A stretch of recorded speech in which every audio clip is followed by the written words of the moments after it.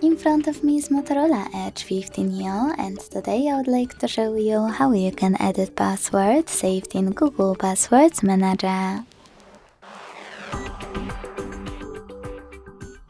Begin by opening Settings and scrolling down to access passwords and accounts.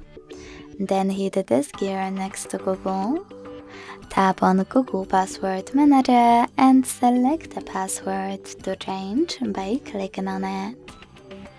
Then enter your screen lock.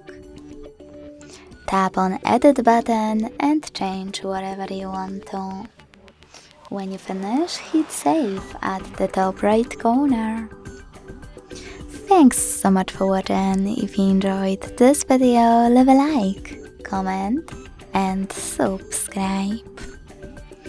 Bye!